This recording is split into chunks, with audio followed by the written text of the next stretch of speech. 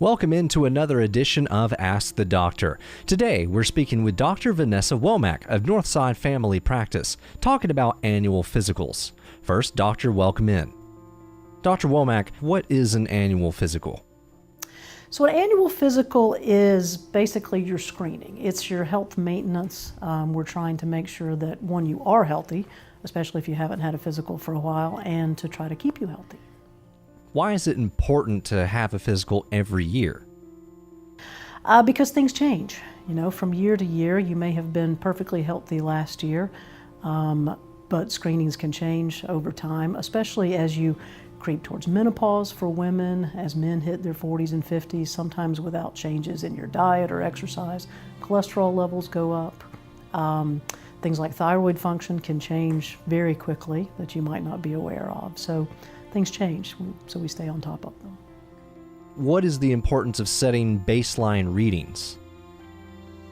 For young people especially, it's good to get a baseline cholesterol level, blood counts, that sort of thing.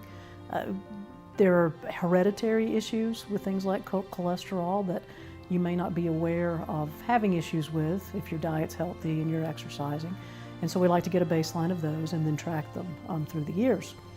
That can determine how we screen, what time we screen for different issues. So it's important to do that annually and to have that baseline. What will the doctor and patient talk about during the annual physical? I spend a lot of time on physicals because I feel like preventive care is really the most important thing that we do. So I ask a lot of questions. We go through detailed information about your diet, including what time of day you eat, your pattern of eating, what kind of supplements and vitamins that you take. I take a really detailed family history as well because the genetics can change how we screen and when we screen. Again, we talk about, typically I get into your personal life as well, especially in older folks, to make sure that their situation is safe and comfortable and their homes are safe and that sort of thing.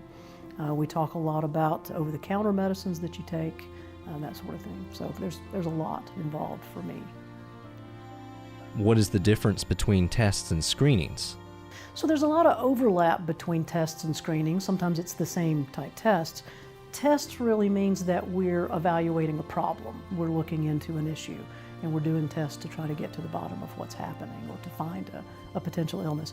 The screening is, by definition, done when there are no symptoms. We're simply looking for something, trying to make sure that you don't have a thyroid issue, that you don't have colon cancer, that you don't have breast cancer. So those tests are considered screening tests, and insurance typically covers those. How important are vaccinations? Very important. Depending on your stage in life and what your situation is, there of course are vaccines that are more relevant if you're traveling, if you go to underdeveloped countries frequently, that sort of thing. But we have the luxury in the US of not seeing a lot of rubella and no polio and that type of illness because of vaccines. In countries that don't have ready access to those, of course, we still do see a lot of things like polio and rubella and chickenpox in adults. And I think most Americans don't realize the life-threatening nature of those issues. So yeah, they're very, very important. How prevalent are chronic illnesses in the United States? Unfortunately, a large percentage of Americans do suffer from chronic diseases. Some of them are minor, some more serious, but I believe the statistic is about 3 in 5, and that's what I see in my practice as well. Your annual preventive care, your annual physical, and my hope is that we can prevent some of those chronic diseases by talking about diet and exercise, trying to make sure that we keep your weight at a good level, that we keep you eating healthy foods and taking appropriate supplements so you don't develop any of these issues. But unfortunately, there are quite a few, and we follow those with your physical as well, but more importantly, trying to prevent them. So in conclusion, it's important to schedule your annual physicals so that your doctor can, one, make sure you are healthy and help work with you on a plan for diet, exercise, supplements, and sometimes even medications to make sure that you stay healthy. Are you accepting new patients?